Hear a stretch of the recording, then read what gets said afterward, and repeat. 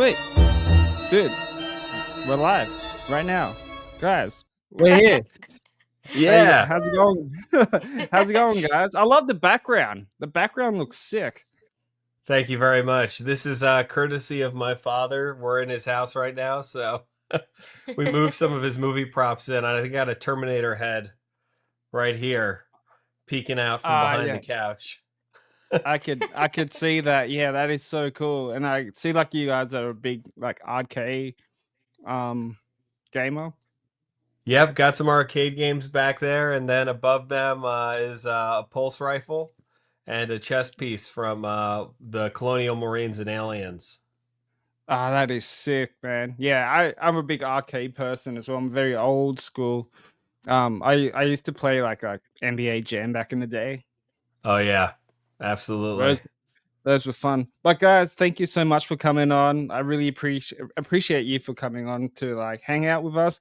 I watched the movie that the link that you guys sent me. I fucking loved it. Um, Thank you. Before we dive into that, probably tell us about yourself for the new viewers out there that don't know who you are and what you guys do. So go ahead. Absolutely. Hi, I'm Erin Aine. This is my husband, I'm Kyle Valle. Kyle Valle, and we co-own Big Squid Productions, and we just created a feature film, ZombieCon Vol.1, that was released recently on VOD in North America. So far, only North America. We're hoping that it's going to be more territory soon, but also had a DVD release this October. So it's been a wild last couple months, but it's a fun film about cosplayers unleashing a zombie apocalypse. Yeah. To me, the movie reminded me of Guardians of the Galaxy meets Zombieland, which is Oh, Nice. two of my favorite movies, by the way. So oh, well done thank on that. you. Thank you very much. That's awesome. They're two great ones. I agree. That Yeah, the first Guardians too was just epic. Yeah, that and opening. I even was gonna. Guardians 3 was great too. Yeah, I mean, I always go back to the that opening scene in the first Guardians though, where he's walking through and they've got the music coming, and he's Yeah. going to like that. It was so. I mean, it's iconic even today, but especially at the time, it seemed like such a departure from Marvel, from like their usual fare, and it was so refreshing and new. And I think it Mm. like just opened up the door and like a ton of possibilities, not just for comic book movies, but like movies in general. Kind of let everyone breathe a little more freely. Yeah, Yeah. absolutely. Yeah, and the soundtrack as well for all 3 volumes are great. So, like, they So never good. disappoint. Mm-mm. No, yeah, Whenever I hear those fantastic. songs too, now I only think of Guardians. Yeah, true, 100%, eh? Well, so, like, how did you guys get into filmmaking? I actually started as a child actress in Atlanta way back when I was like 10, Ah, 11. Yeah, I got an yeah. agent and I'd been auditioning and booking enough projects where I felt like I could make a career out of it. After school at Vanderbilt, I moved to Los Angeles to pursue it. And Kyle and I met, ended up dating, starting at the time, a demo reel editing company that turned into short films and web series. And then eventually we made our own streaming platform that was just way too early to be and underfunded to be competing with YouTube or Netflix. And there were no other streaming platforms that were big. So I remember telling my cousins, like, it's a streaming platform. You subscribe and there's content. Yeah. But then we made our feature film ZombieCon, and Yeah. it's just been working since. And as Aaron kind of laid out the whole thing, I'm basically self-taught. I didn't go to school for anything. I just kind of, rifling through YouTube shows like Film Riot and stuff like that. Kind of started with, a lighting kit from Home Depot, and then found a cheap low lighting kit on eBay that I was able to pick up, and kept acquiring gear and acquiring skills and learning from all the mistakes along the way. As you do. Oh, Hmm. indeed. Yeah, I guess it's like that with any other, like, small, like, low-budget independent directors too, like, for example, like, Damien Leone from the Terrifier series. Mhm. Yeah. Um, like, Terrifier 1 like, I didn't like Terrifier 1 until I watched Terrifier 2. Then I went back and watched Terrifier 1 again, and then I appreciated it more for what it was. But like as a low budget horror film, it's becoming a huge like successful franchise now. It's crazy.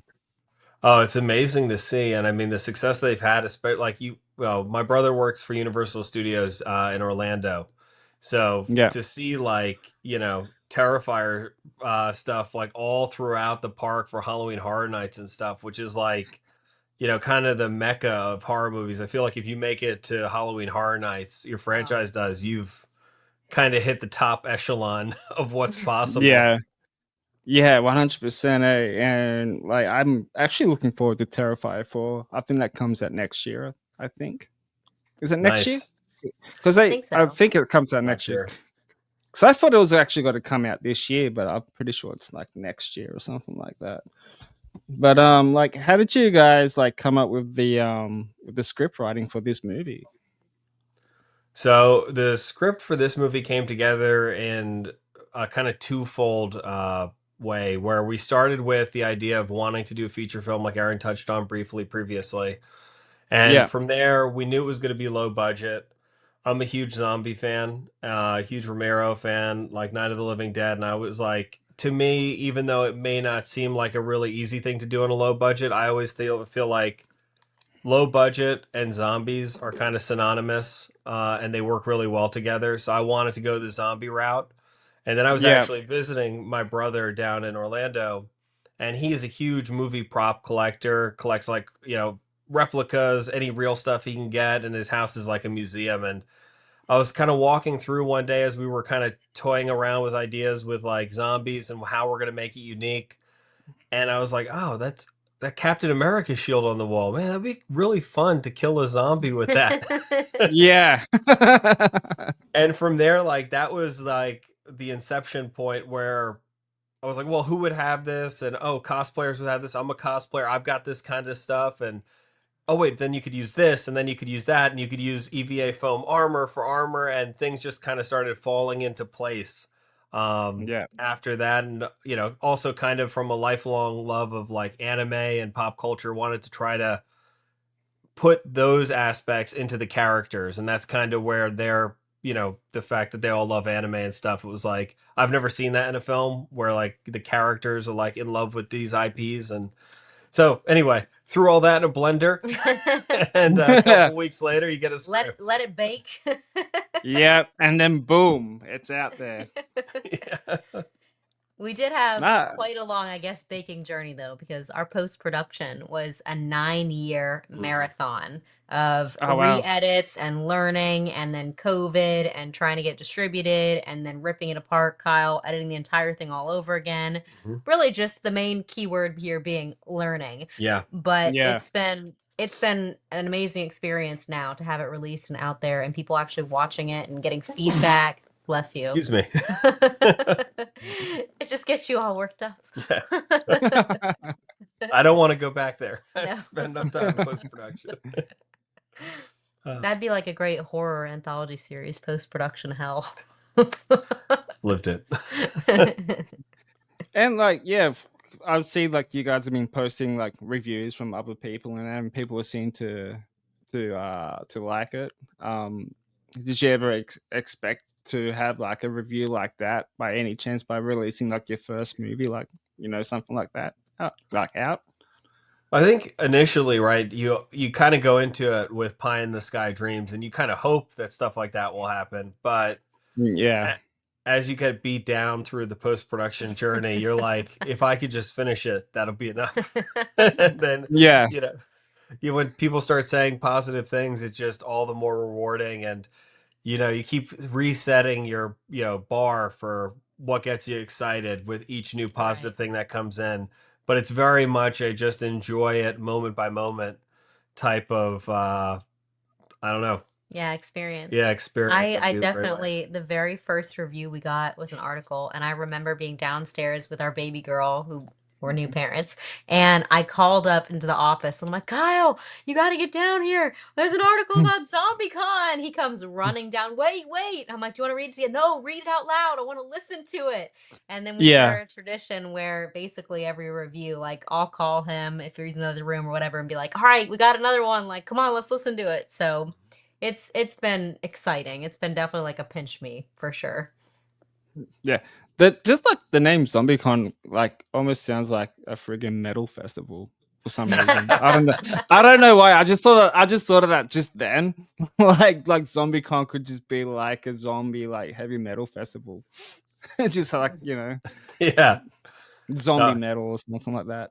That was one of the first things with the script that Kyle got together. He came up with the title and was like, this has got to be it. It describes it perfectly. You got the zombies, you got the comic convention, anime fans, Yeah. cosplayers, like mash it up. Perfect. And the guy wearing the friggin' green, is it the green Power Ranger suit or whatever it was? Killing zombies. Adjacent. Like, come Right. on. Yeah. For Like, come copyright on. reasons, right? It doesn't get any badass than that, man. Come on.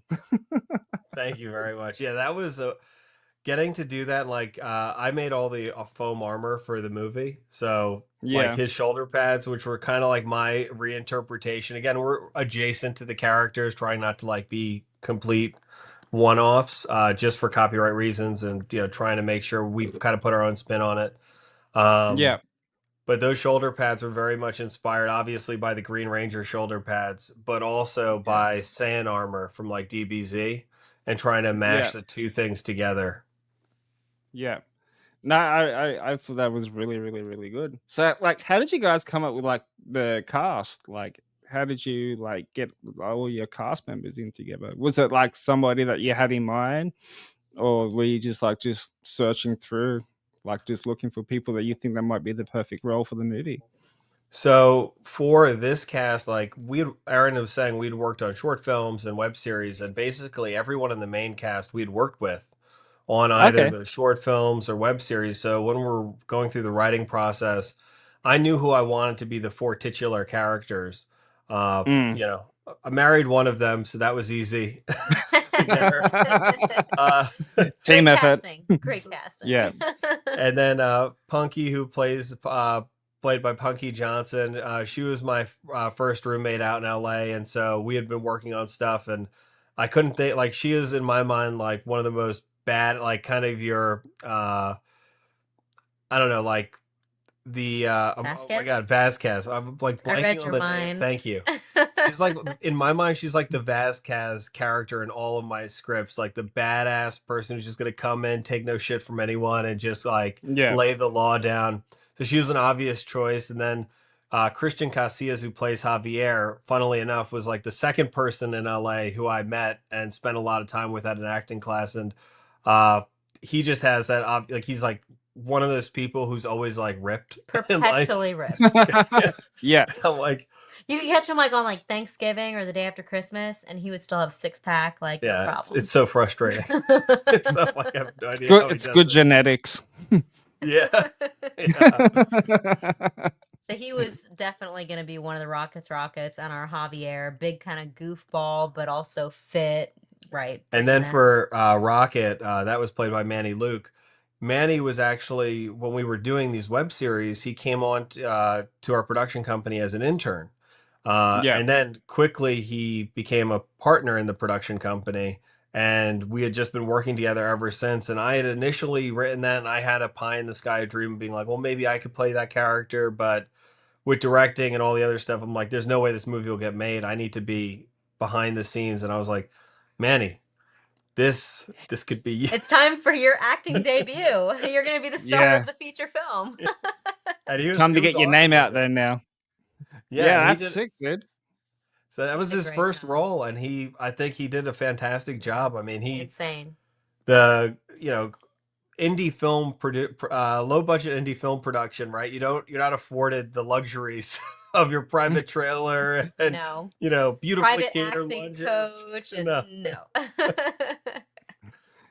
What I also loved about the movie as well is like the effects. Like I'm all in when it comes to like bloody effects.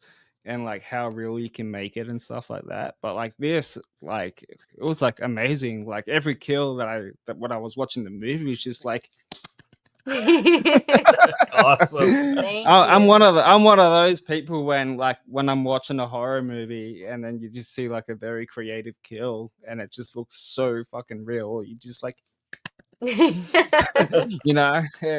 amazing. So like how did you come up with all the effects, and like did you have someone working with you doing all those type of things as well? Because like Yes. it's like really good, man. Like well done. Thank you very Thank you. much. Yeah, no, I've got to throw all that to Joseph Debresco, who is our makeup artist. And Mm, he handled all that. He was like kind of a one-man show in the film. He actually plays the park zombie, and yeah, did his own makeup for that. And he did all the makeup effects. He did custom molds for all the zombie latex for those oh kind of nice, facial prosthetics. yeah, And he handled all the blood sprays and everything else. Actually, super low budget technique for that. Instead, we didn't have the money for squibs or air compression or anything like that. So he used a garden sprayer that you get off Amazon to like do weed spraying that you hand pump, yeah, yeah, yeah, and he loaded it with blood, and he had a special blood that was less viscous than like regular stage blood, and he mixed the yeah, colors to get the color just right, so depending on whether it was supposed to be dried or it was supposed to be fresh blood. But he would be right off camera just with his little weed sprayer, yeah, spraying all the blood. Sometimes he'd be between my legs, like shooting up, so if the camera's like pointing at the actor, like he's underneath the camera. Joe was an yeah, acrobat. He was everywhere, Yeah. just yeah. off I camera. That's what I love about that, man. I had Ari Lehman on my podcast, I think about a year ago now. And he was telling me stories about like the Friday the 13th movie. Obviously, he was Jason in that movie. I don't know if you've seen it or maybe remember it. The scene where Kevin Bacon's in the bed and he gets like the arrow through the throat Oh and it just yeah. like Oh, keeps gashing out blood. Ari was telling me that wasn't meant to happen. So what oh happened my. was the guy was blowing the tube, like blowing into the tube for the fake blood to pop out, and it was only meant to come out like slowly. But because the fake blood came down and it was choking him, so he just fucking just spat it back Oh my out God. rapidly, and it was still filming. And then when it stopped, he said, "Oh, I want to do that. I want to do that scene again." He goes, "No, let's keep it because it just looks real." We So talk about like, that just all the time. Yeah, like the yeah, accidents that are like very happy accidents where you get gold and you like would never have thought about it ahead of time, but once it happens, like this is exactly how this was meant to be. It's better than what yeah, we had planned. Oh yeah. yeah. So do you reckon there'll be a sequel since it's called ZombieCon Vol.1? Yeah, so we actually have VolumeCon 2, 3, 4, all Oh and shit! 5 And 5. written. And then I beat it Oh out wow! the story to like volume 10. So it's very, Yeah, again, this is very anime inspired in the way that the kind of story progresses, and we stick with the characters, and it's an evolution of both them and kind of mechanics of the world. We obviously hint at, a large world mechanic with the rock that creates this whole thing, but they come, that's not a one-off. That actually has a more through line and narrative as the story progresses, but it would have just been, an exposition dump to put it all in the first movie, which ironically enough on the DVD there's actually a Alternate deleted opening Yeah. that it oh goes through cool. that whole exposition dump. Yeah, Yeah, you'll get a lot yeah, more of like an anime and like an old school 80s VHS tape type a vibe of an opening of this film. I mean, we had so many different openings for ZombieCon throughout the years, and that one was the one that stuck around the longest and was written in the script. So it's on the DVD in the special features. very nice, very nice. Like, how long does it take you to write a script like that? Kyle's insanely fast. I think it only took like Yeah. what, a couple weeks maybe. Yeah, a couple Yeah, weeks, wow. if that. Yeah, Yeah, once he has the characters in mind and he beats out basically where he wants it to go and some of the main locations that he knows we're going to be shooting at, which honestly helps being the filmmaker as well. Like the resources that we're probably hopefully going to have. Then you can get the locations in mind, the characters and casting for the main ones you already know, and it falls together. He flew through this script. Yeah, when you're in such a low budget, right, it actually helps you write faster because it's not like you don't have, the world is not your oyster. You've got, you yeah, know, 2 locations. You're like, okay, I can use this apartment, I can use this house. I'll have to find all these other things. And then you're kind of location scouting in your mind, like in the internet. Okay, well, that costs this. Okay, well, then this will work here. And then just trying to rearrange the story around what's possible as opposed to anything being possible, which kind of creates a longer development process, I think, because then if anything's possible, then you need to choose what's appropriate as opposed to making what's usable Right. or possible usable, I should That's say. with the resources too. Yeah. Yeah. You're like scrimping Yeah. at every turn, but making sure that you're investing like where you is most needed. Yeah. Yeah, that's quite impressive. Which like I've interviewed a few like short film directors on this podcast, and they send me some of their stuff, and they only go for like 30 minutes long, and I'll be like, how the fuck do you come up with something like that and try and fit in like a short story, like a storyline in that short time frame and make it work? Like it's slightly insane how they do that, and like I could never do that. It's crazy. Yeah, I find short films to be a really fun exercise, especially creatively. Like you said, it's a challenge to get the story into a short film.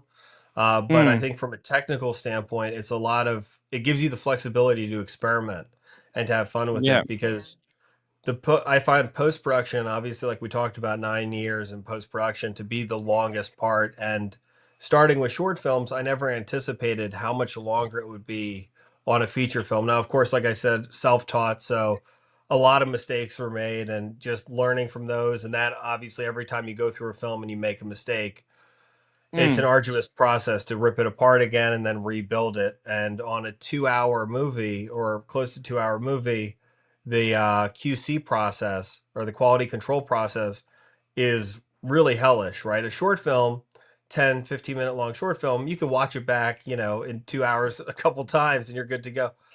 But I'll tell you, yeah. when you're rewatching an hour and a half plus movie, and you've got to do it for every single thing. So I'm like rewatching it. Okay, Foley footsteps. You're sitting there. You're like, oh god, I got to listen to another hour of just Just the footsteps, footsteps. just to make sure this is right. Yeah. And then you're on to like, okay, the blood sprays, da da da da da. And Kyle and I would get to a point where it would be like, all right, you're taking half, I'm taking half. Are you taking the first half or the second half? And we would be like basically pulling sticks or whatever it is. Like, no, I did the first half, the last two, or I did the second half. Like, give me the new one. Give me the. See, my trick was always, yeah, you start the first half. I just got to use the restroom real fast. I'll be back. Oh, you've already Where you made Yeah. it at? that far in? Okay, well then You I'll just start. finish that scene. Like, you don't want to stop mid scene. Oh my God, I'm so thirsty. Do you need a water? Like, I'll be right back. I love it. It's a married couple effort right there. I like that. Teamwork, A lot teamwork, of teamwork, years in teamwork. post. Yeah. Yeah. Have you done any short films Yeah, like that's in the past or anything? Or is that something that you want to do like maybe later or something like that? No, we started with short films. That's kind of where Oh, we okay. cut our teeth. We had a one that was called Mirage. It was a soldier in soldier in Afghanistan. Afghanistan and like type thing. We found a great location for that right outside of Los Angeles. We got to use like an actual Hummer and all kinds of stuff. So that was Yeah. fun. And we did some like really lower budget stuff. We had one called Modern Medicine that was kind of a girl played by Erin falling into psychosis. She was addicted to Adderall and staying up all night and like, is there a monster? Isn't there a monster? And then we had one that was called Karma that was kind of a reflection of like the digital age. With each one of these, I was trying to emulate a different director. So Modern Medicine is a horror, Mirage action. This Karma one was, kind of a psychosomatic look at relationships online, kind of before people were doing it, really, where the two characters seemingly are in the same room the entire film, but they're actually just, you know, talking Over via, FaceTime face. Yeah, yeah. but it was before FaceTime was like really known, so it was a little bit confusing. But Yeah. that was kind of like a Wes Anderson type of look. We had one with our dogs too. It Yeah. was called Electric Oh, Lemonade. nice. And we had two dogs at Yeah. the time, and it was a comedy. It was me trying to win a filmmaking contest, and I was trying to wrangle our two dogs. And so it was showing me as a filmmaker trying to get them to behave and get the shot, which was perfect because they were not behaving. Yeah, and I think Oh yeah, they were. I don't know how they did it with this new Good Boy movie, but like I'll tell you, that was the one we did that one experience with dogs, and I was like, I The can't. end shot was them accidentally knocking over the entire green screen setup. And like we were talking about before, we just left it because we're like, perfect. Yep. Yeah. And then we did one other short film that was like a cop kind of. It Stakeout. was called Stakeout. I was gonna say it's a cop stakeout one. It's literally called Stakeout. So we Yeah. kind of hit close to Yeah, home on that. we did a slew of them. That it was a good, really good learning opportunity. And like with every single one, we were collecting equipment and programs, and especially Kyle was teaching himself how to do all the stuff, and me with producing. And it was like a very good training ground because a lot of them we did with just us as crew, like didn't bring anyone Yeah. else on, so we could make mistakes, we could take our time, and really learn on the go. And that's what Yeah. rolled us into web series, which were like, Longer form. longer form short films. So Yeah. you had like 20-minute episodes, and one of those was with a bunch of kid actors, which was a whole new learning experience because you have to like the rules and Oh my regulations around God. child actors are, You got to get insane. permits, you got to follow certain hours, you got to get a tutor that comes on Yeah. board, and like the parents of course need to be heavily involved. Like it was not a typical little indie film shoot. Yeah. I'm pretty sure it was like that with Terrify 3, where the opening scene or whatever it was. I don't know if you've seen it or not, with the little Mhm. girl and stuff. And apparently the guy that played Art the Clown did like a couple of like screen tests with the little girl with the makeup on and off. Just she can get like used to him and stuff. And yeah, it took forever. Like I can for such imagine. for such a small child to like play a role and then like be in the same scene with Art the Clown with full bloody makeup. Like fuck, you gotta terrorize the kid, man. We love the behind the scenes and making of and documentaries, and so that's reminding me Yeah. right now of Aliens.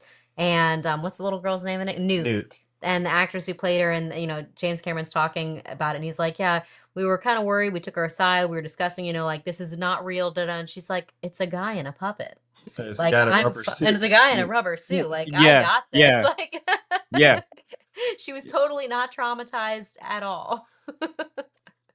Well, you gotta be super proud with me because I did watch ZombieCon on Halloween. So there you go. Oh, that's That's awesome. right. I saved it to the special time of the year, even though like us Australians don't really celebrate it, but like I do, and I know there's fucking kids out there and parents all dress up and go trick or treating, but like it's not as hardcore as like what you guys do over there. So Well, thank you very much for that.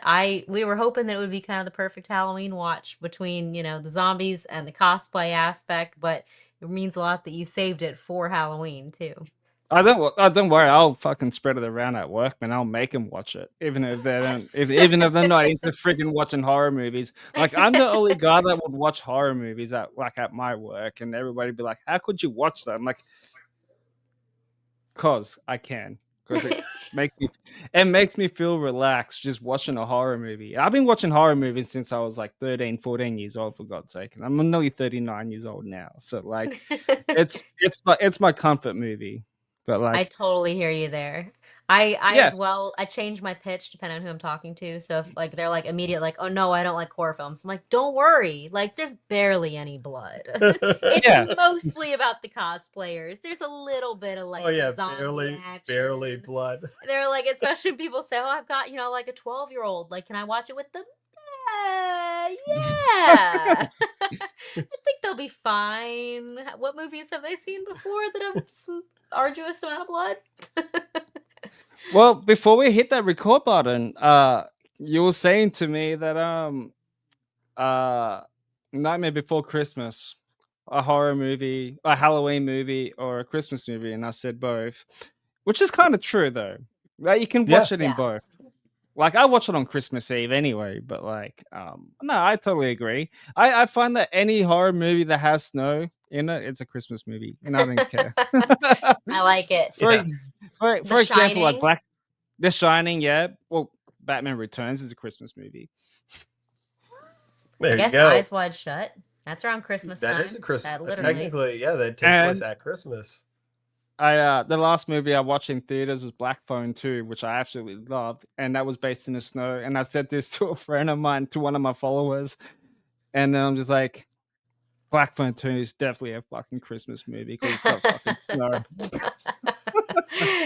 Oh, we haven't been able to watch Black Phone 2 yet. We've been, so as Erin was saying, we have a newborn. So going to the She's Yeah. 7 months. She's not newborn anymore, but 7 months. she may as well be because we don't really like. It's been devastating to our movie going habit. Like It takes trying up to most get- of your time too, eh? Yeah. Oh, When yeah. she falls asleep, we'll be like, we can stream something at home, but we'll be like, okay, we Yeah. have like a 30-minute chunk here, and then I've got to go to bed because she's got her own sleep regression she's working through, and I'm trying to get like an hour here and there of sleep. So Yeah, we're really behind on movies. new and for ones. unfortunately, again, I'm a big, like, if I like to watch a movie, I like to be totally immersed. I like to listen to the sound, like on a 5.1 setup, and have Yes. the bass kind of going.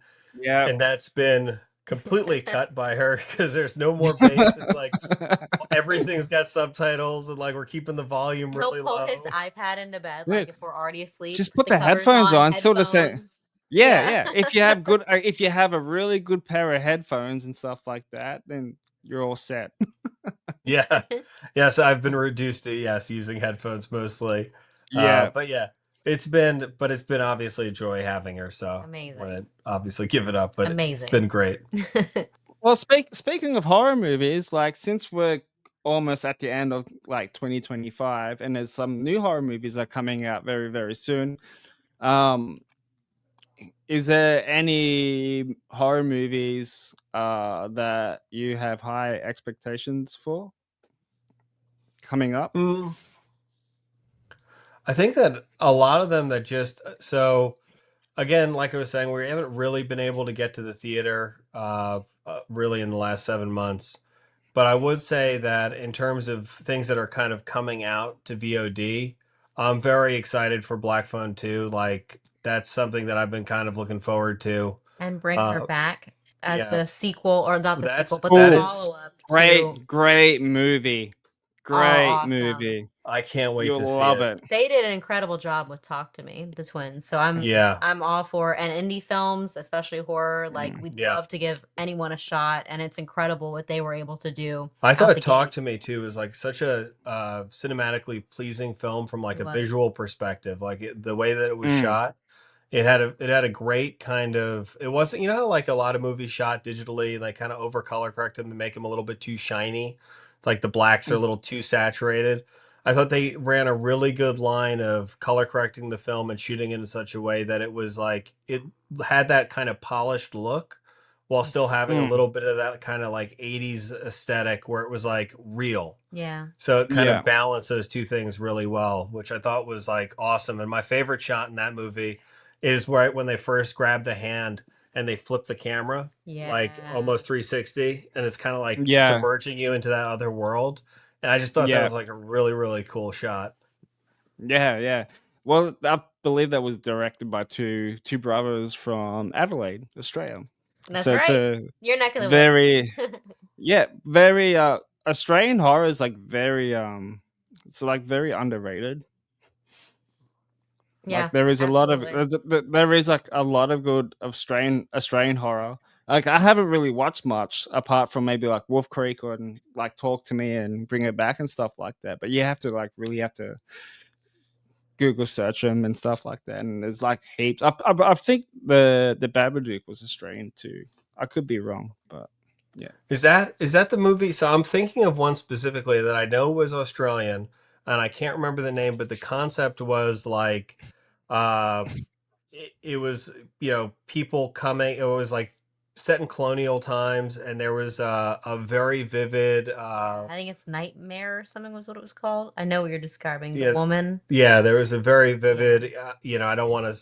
They kill the husband, they kill the baby, and then she gets, brutalized and is on basically an entire revenge, like, war path for the rest of the movie. And it is insanely brutal and really, really well done. Yeah, it's super realistic. Like it's Nightmare or something. It's like it's an extremely like graphically intensive movie. It's Nightingale, I think, is what it was. Yeah, the Nightingale.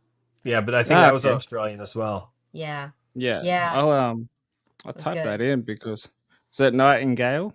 Nightingale won the Nightingale. Yeah, it was really like hard to watch and Yeah. really well done. Yeah. And the Yeah. main actress is so good.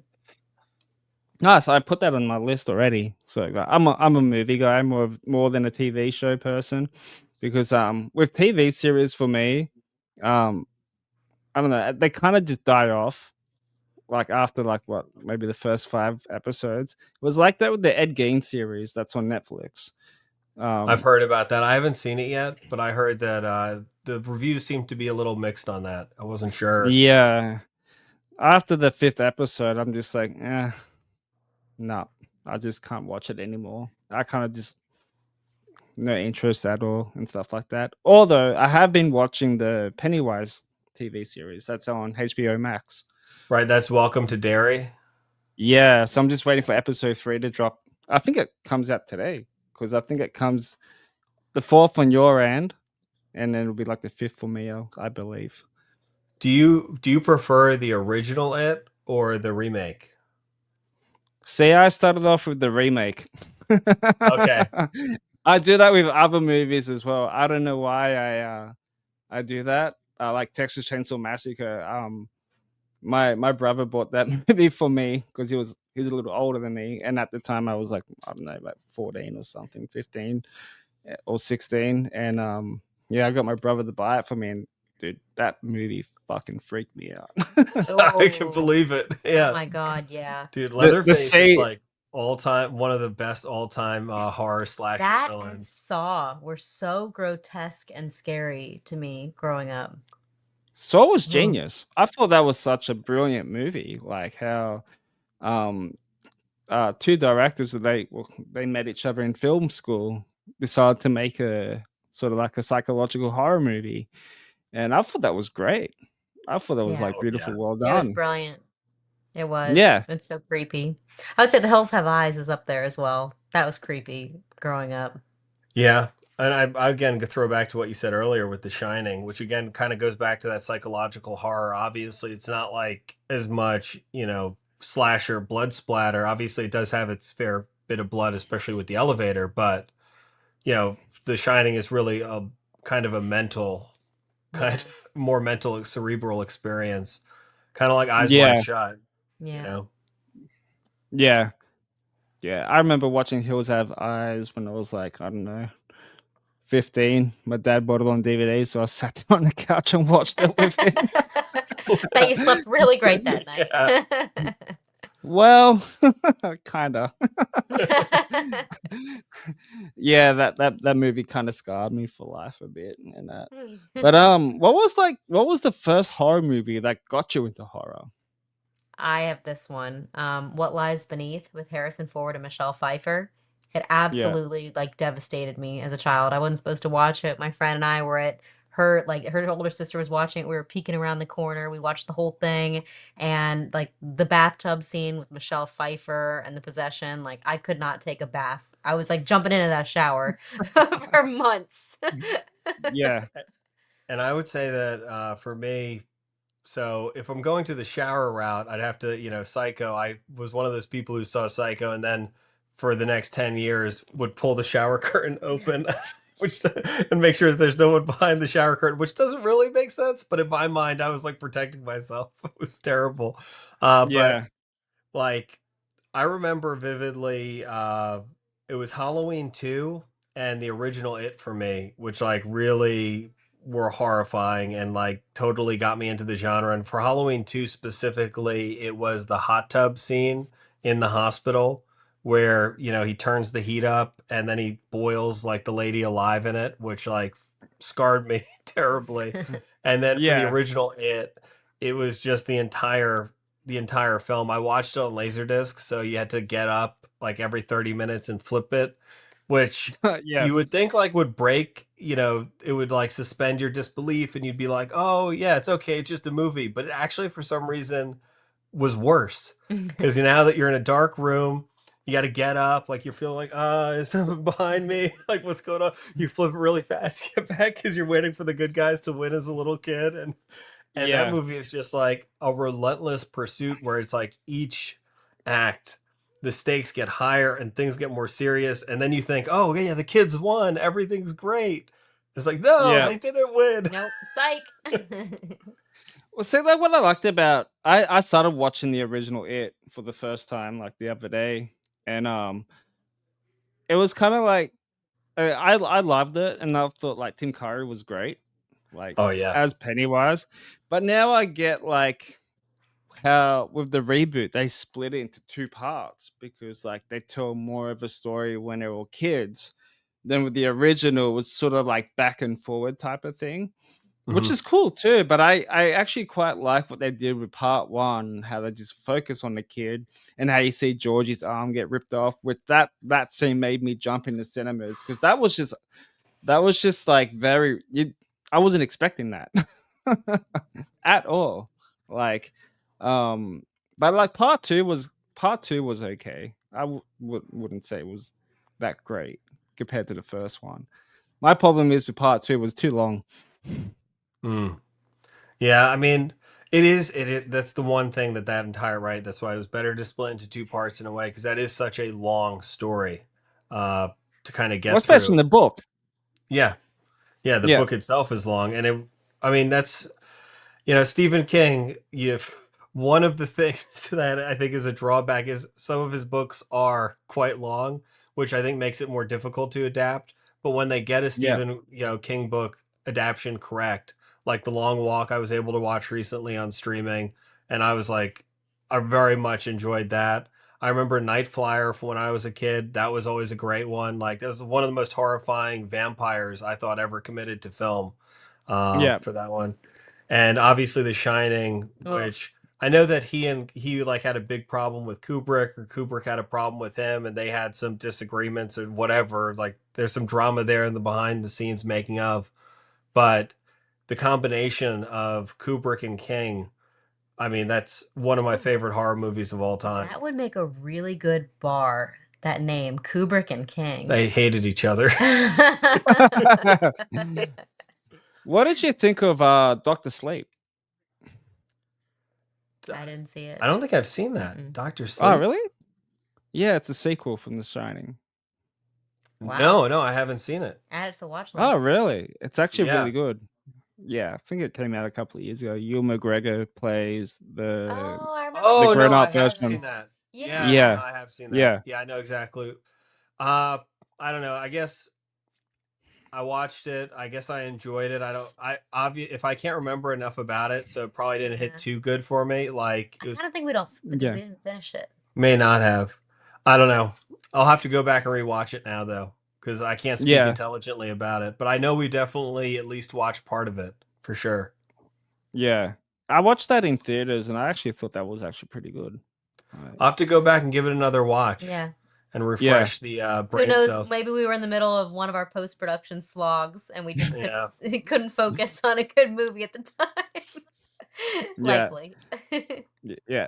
So, I have like two more questions for you guys to ask. What's your views on remakes? Hit or miss? Depends on which. Yeah. Ultimately, like, I get and I like the Or idea of reintroducing it to a newer and younger audience and that kind of bring it back and then they'll watch the original one if it hits and it's big. But a lot of times, especially when things were done so perfectly, it's hard to in any way imagine it being done any better. And so to attempt kind of like, I don't know, I like new stories, but I do see especially the value and for younger and newer audiences, bring an old IP back and refreshing it, and then maybe they wanna go check out the original one, which is incredible. Yeah, I yeah, agree. I mean, I think that for people who are fans of the originals, it's always, it's a slippery slope because it could be fantastic. It could re-energize the franchise. It could give you more stories if a remake hits where, the original film maybe, it hadn't built up enough financial success for them to justify sequels or a continuation of the IP. If there is a continuation, a remake can help do that. So, in a way, very awesome and great to introduce it to the new generation. But I always think that if you're a fan of the original, it's going to sting a little bit because it's not quote unquote your movie. yeah, And it's a kind of a double-edged sword in that way. So again, it kind of really depends for me on the remake. And how much care they put into it. And I think if the IP is respected and it's remade for the right reasons, like Erin was saying, to introduce it to a new audience, and the goal is to really, it's not just a money grab, right? It's not just a, hey, we know this thing can make money because we've sold 1 million t-shirts off this thing. Like, for example, if someone was to remake Jaws, right? Like, I don't think they Oh, ever please will. no. Right? No. No. Don't do it. Don't do No. it. But It's good as it is. It's perfect as oh, it is. yeah, no, I'm not suggesting they remake Jaws. That's not what I'm saying. But, you know, again, if it's done for the right reasons, and the crafts people behind the scenes and the director, the script writers, the producers are doing it out of genuine love for the original, I think it can be a Yeah. very good thing. I think if it's just a cash grab, I think everyone, viewers new and old, see that. And I think it diminishes kind of the original, or it kind of hurts fans at least. So Yeah. again, that double-edged sword, very careful balancing act. Yeah. Yeah. No, I totally agree. I've always, like I was saying to you before, like I've always watched the reboots and then go back to the original, and that's what I did with Halloween as well because I'm a big Rob Zombie fan. I love his music. I love all of his films, and I don't really care if they get so much shit or not. But like, I will support him from day one, and that's what a true movie fan and music fan will do. You know, support them through the highs and lows. But then you get those people that Absolutely. just absolutely shit talk, and then 20 years later, when they're like, "Oh, this movie just came out 20 years ago, and it's like iconic now," and everybody jumps on that bandwagon. Like, Yep. no, please go away.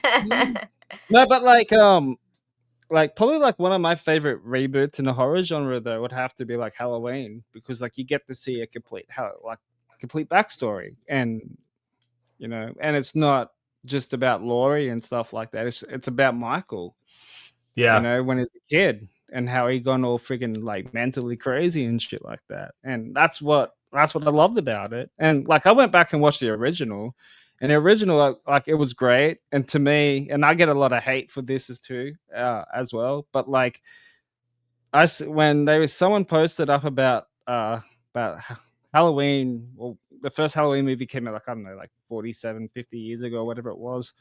Um, uh, Today, and then I've said, oh, it's like they said it's like the greatest slasher movie of all time. So I left a comment on there, and I was like, well, to me, it's more of a psychological horror than a Mhm. slasher. Not many Yeah. people like that comment. Well, I mean, the original Halloween, right? It is a very much a psychological movie. I mean, you do have some slashing in it, but it's not like Yeah, what we would consider. It's not like Texas Chainsaw It's a Massacre slow running burn a someone lot of through it. with a chainsaw and, blood sprays everywhere. Like, it is very much like you've got that great POV shot where you're kind of from Michael's perspective, even as a kid at the very beginning of the movie, where, he's looking at the knife and the boyfriend is upstairs with the sister and that whole thing. And that's kind of how the whole movie plays out, where you're like both, in his mind from a viewer's point of view, like seeing through his eyes, but also kind of feeling stalked by him the entire time. Yeah. Where it's like that exactly. Yeah, weird kind of balancing act, which I think was like a genius move by Carpenter, right? Like just the way that that all worked out was fantastic. yeah, And, yeah. but No, yeah, oh god. oh no, I was gonna say I was just gonna like switch gears on the remake thing, and I was when you were talking about Halloween, it reminded me of The Thing, and how The Thing has like been remade once, twice, three times, and my favorite version actually is like the second one, right? So Carpenter's Thing, where what it was, it Kurt Russell I was the love that. protagonist in that Yeah. one. But I love the second one, like the second remake. Not the third remake. I thought they leaned too heavy into CGI, which was a shame because I know they practically did, you know, a lot of the effects, and then the producer came in and was like, "I want to." I guess this is from a behind the scenes feature that I saw, and they were like, "Oh no, we want it to look, crazier or something." So they added a bunch of CGI on top of the prosthetics and practicals, and that's a shame. But Yeah. the second one for me is like the number one, if that makes sense. Yeah, The top one. yeah.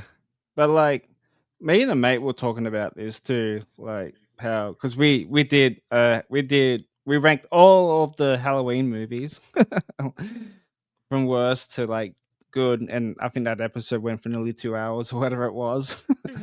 But and then we ranked all of like Rob Zombie's movies, and then I asked him like, what do you think of the first Halloween film? Is it a slasher or a psychological thriller? He said psychological thriller. Like, I think it is. People's gonna hate it, but Yeah, whatever. I would agree with that. Yeah. Yeah, I mean, it also introduced the idea of like, your bad guy, using that word very loosely here because it is your kind of antagonist, but at the same time, he's not really a bad guy. He is, but he's just kind of like you said, he's got a bunch of psychological issues. So but he's like a force of nature.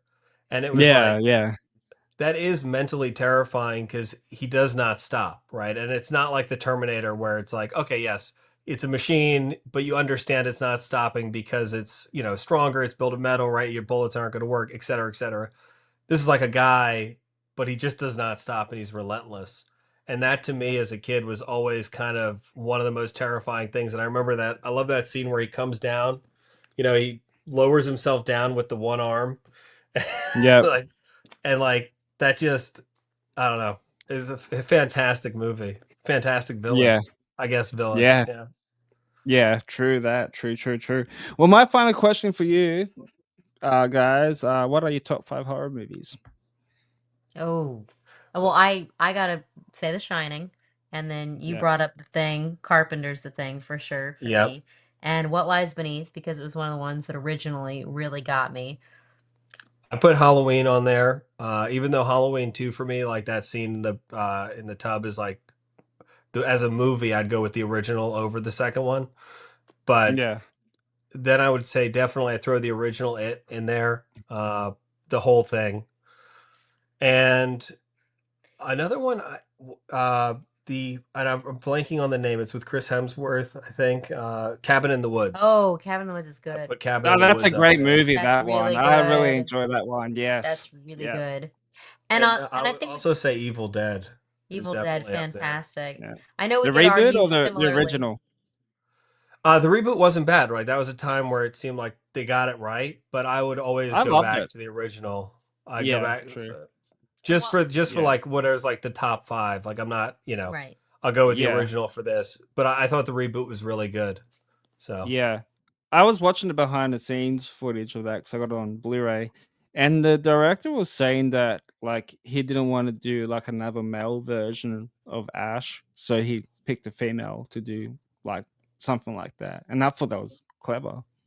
yeah, Sam Raimi is a genius. I mean, he's done like, it's just amazing to see like how his career, where it started and where he was able to go.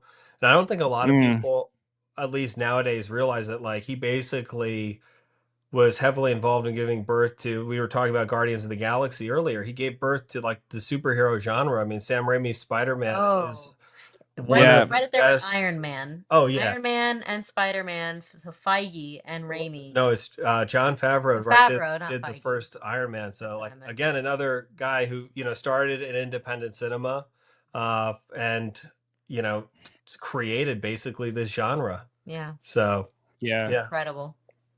Yeah, it's amazing. I'll give you my top 5, even though my top 5 horror movies always change because I just love horror movies. But like for me, number 5 will be Scream because the Scream Oh, was I the should have said that. That is a Scream, fantastic. Scream, Yes. Scream was the first horror movie. Was the first horror movie that got me into horror. Being 12 years old, going to the video store, and then I was with my mom and dad. I'm like, can we get that? God, And yeah. yeah, I was hooked. Yeah, so Scream, and then I'll probably go House of a Thousand Corpse. Rob Zombie's first film. Yeah, that's a great Very, one. very Texas Chainsaw meets the Rocky Horror Picture Show, which two of my favorite movies as well. Then I'll probably go with the first Alien movie. Oh, we should have said Yeah, Alien. and I always consider. I don't like. That's kind of what we're talking about. Nightmare Before Christmas. Like, is it a Christmas movie? Is it a Halloween movie? Alien and Aliens. I'm Yeah. like, are they science Horror, fiction science movie? fiction. Are they horror? And Aliens is also Or action. Yeah, yeah, Oh, yeah. that's Well, good. Alien Romulus was more of a horror movie to me, I think. yeah. Alien Romulus. I thought they did a good job of trying to blend a lot of what came before it, more Oh, successfully than a lot of the newer remakes of Aliens, which kind of, Ridley Scott's a genius, but he went obviously in a totally different direction, kind of yeah, explaining the backstory of everything. And I like the OG Alien, if you will, like the yeah, whole creator world goo and stuff. Like, I think it's a very visually beautiful film, but yep, I'm like a classic xenomorph guy. So, give me the face huggers, yeah. give me the aliens. Classic xenomorph for life. Yeah. Number 4, I'll probably go with Halloween H2O because like I love that movie. I remember watching that in theaters and fucking hell. Man, I think it was like maybe 16 at the time or something like that. We were watching that movie and yeah, I loved it. Still one of my favorite movies today. And number 5, I'll probably go with Devil's Rejects. So 2 Rob Zombie films. Nice. That's a great one. Yeah, I mean Rob Zombie is fantastic. Is another one of these like multi-talented people, like great with music, great with movies, which amazes me because I can't sing nor can I play any instruments. So I'm like, that's Yeah. nuts. Well, you can always learn. You can always learn. Always learn. But I believe that because I think it was when Rob Zombie was on Joe Rogan podcast. I think Rob Zombie was saying that he's always been like into movies first, and he's always wanted to do movies when he was like a young kid. I believe like his first sort of like job in like the entertainment thing, I think it was for like Pee Wee Herman or something like that. Oh, really? I didn't know that. That's Yeah, crazy. or something like that. Yeah, I can't remember what it was though, but like, yeah, I think he had something to do with the first Pee Wee Herman movie or something. So there you Wow. go. I'll have to watch that podcast. That's something I Yeah, can do right now. yeah. Well, he does. Well, Joe Rogan goes for like what 4 hours these days now. So there you go. Well, yeah. You got to be careful. Wait for a long car ride or something. Yeah. Yeah, exactly. Well, guys, thank you very much for coming on. It's nice to meet you. And they could find you on Instagram, Facebook as well. Yeah, at ZombieCon Movie across all our socials, and our website is ZombieCon Vol.1. That's the number 1.com. And thank you, Adam, so much for having us on. This has Yeah. been an absolute blast. Yeah, Really thank you appreciate very it. much.